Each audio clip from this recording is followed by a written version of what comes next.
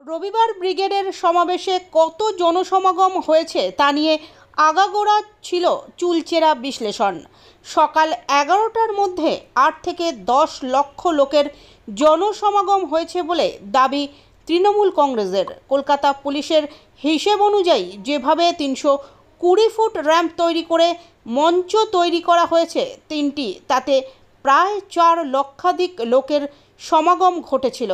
মুখ্যমন্ত্রী যখন সবার মধ্যে উপস্থিত হন তখন ব্রিগেডের ময়দান ছাপিয়ে জনতার ঢল চলে গিয়েছিল রেড রোড ও জওহরলাল নেহেরু রোডের ওপর।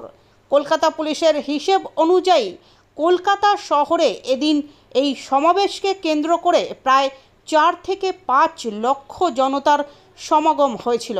এদিকে সভায় ভাষণ দিতে গিয়ে অভিষেক বলেন, 2 সপ্তাহের কম সময়ের মধ্যে ব্রিগেডের সমাবেশের ঘোষণা করেছিলাম। বিগত দিনগুলিতে যত জনসভা হয়েছে, তৃণমূল বাদে যারা সভা করেছে তার প্রস্তুতি নিতে 6 মাস লেগেছে। আমরা 12 দিনে করে দেখালাম।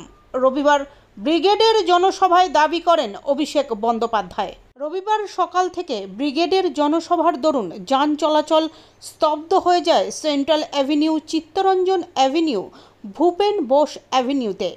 পুলিশের হিসেব অনুযায়ী এদিন ব্রিগেড সমাবেশে প্রায় 4 লক্ষ মানুষের সমাগম হয়েছে।